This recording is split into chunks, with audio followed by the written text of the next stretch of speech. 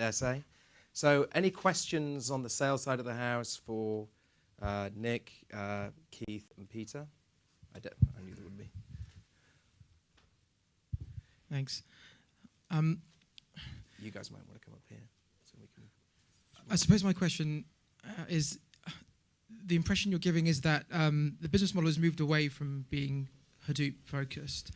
But when I look at the partner list, the only one that seems to be bringing meaningful size business, at least so far, is the IBM OEM deal, which clearly going very well. But that does seem very squarely focused on Hadoop. And Hadoop does seem to be in some problems as people are moving to NoSQL databases and other formats. So, why has there been a change in the business model, if that's still the case? Well, I don't think anything's changed. I think it's a function of time. So, IBM was signed, as we said in the slides, in April of last year, and there's a build-up time frame, and then we did the first deals towards the end of the year. We just announced a series of deals with the cloud vendors, so Amazon, Microsoft, Oracle, and there'll probably be others as well. And I would expect a similar time continuum. We already have deals in the pipeline that they're closing right now that are pretty big, that I would anticipate in the sort of end of year, early next year time frame. So you'll see all the partners come together at roughly the same time. Now, on the second part of your question, a little bit of perspective, and I'll let Nick talk about this because I think this is shocking, right? So 80% of the world's transactions, of all the world's transactions, run through these things called mainframe computers. And as Nick told me the other night, the median time to failure for a mainframe is 20 years. A mainframe's never been hacked. And when a mainframe goes down, the Federal Reserve can't issue checks, right? So there's a bank holiday. So the size of the deals that these guys do routinely are almost $1 billion. So a renewal for IBM we're doing one at the moment with you guys, it's like $700 million is the total value of that transaction. They largely have a control over the on-premise marketplace. So of course, the stuff that Nick was just talking about has a very on-premise focus because you own those customers. Yep. You own everything about those customers. So we're a piece of those renewals that they're doing. Why don't you? Yeah, I think that's a good point. And at the same time, we're expanding rapidly into the cloud market as kind of one of the largest vendor of a hybrid cloud. We do have a bunch of NoSQL databases, and we kind of bundle this. When I say Hadoop, it's the Hadoop ecosystem. That includes NoSQL and a bunch of other technologies, right? So think of it as the big data space. So just people like the Hadoop brand name, so that's kind of what we use. But we have all of those, right? So our strategy is around big data, not necessarily just Hadoop. We're investing a lot in Spark, right? New different storage models. We have even things like graph databases and so on and so forth, right? So we're kind of looking at the big picture. But again, I think the point is about governance, and it's about data and how you move this data and how you structure it. But our strategy is to move more into the hybrid cloud model. So we have the ability to do this on the cloud or on-premise or combined. But our strength, to David's point, is that we own a lot of the on-premise data, the IBM system. So our customers can take advantage of this data.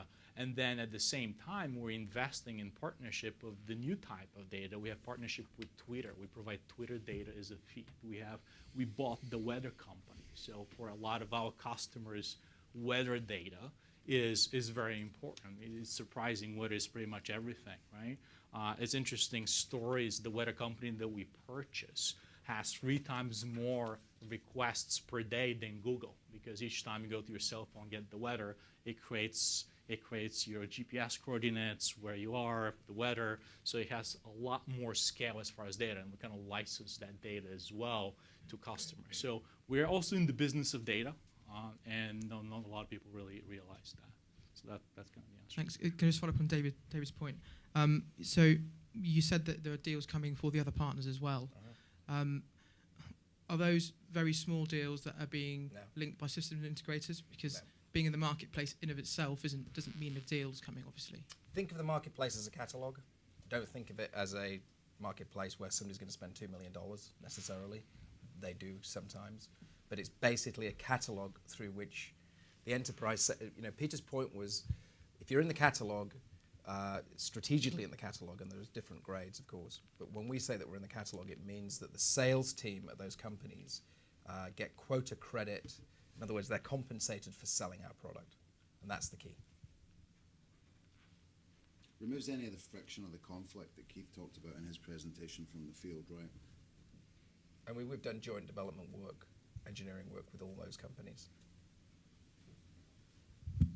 Hi there, quick question for Nick. Nick, what does success look like for Big Replicate in North America and Europe? We've only seen a handful of deals so far, so presumably you're measuring success differently. Right, so a handful could be quite large, right? So again, our focus on large transactions, we're looking at things such as pipeline and leading indicators to getting more interest.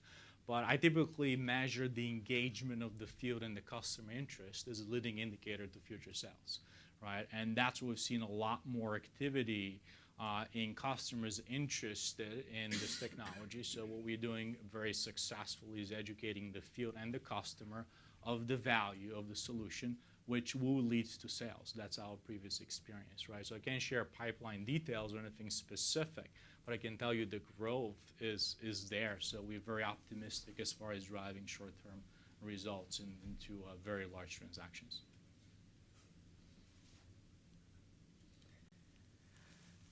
Yes. Just a question for Nick. At IBM, when you have 5,000 quota-carrying salespeople and your bosses, what do they require from a return from that level of sales force over whatever period of time that you might mention? You mentioned 200 million. It kind of feels like a conservative number.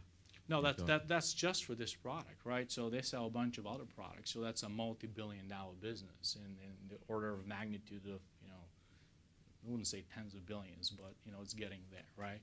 And that includes also support and all the other products. But as part of that analytics business, you have products such as DB2, the Netezza warehousing, the data stage, the business from Essential.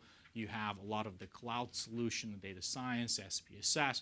So this is a very large portfolio of data-driven solutions, right? So governance as well. So what I was talking about is taking just a sliver of that, right, and growing it and expanding it. It's kind of difficult to grow the DB2 business because it's so saturated, right? It's difficult to grow the ETL business, right? It's easy to grow the big data business. That's kind of what are those. We even have things like Informix, right? I mean, who's going to go and buy Informix nowadays, right? But that's part of that analytics business. So would you say that is the fastest growing portion of their quota? That's what you got, right? So we're taking those three plays that I talked about. We pick the fastest growing elements of that large business, and we're trying to drive growth in those areas that have the highest potential, right? It's not going to be DB2 or Informix. It's going to be big data with Big Replicate, with data science experience, with some of the governance products.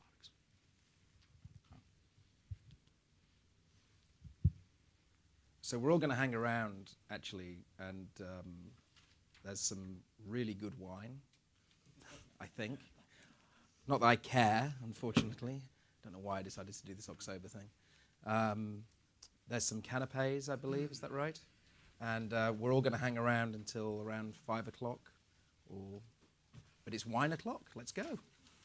Thank you, everybody.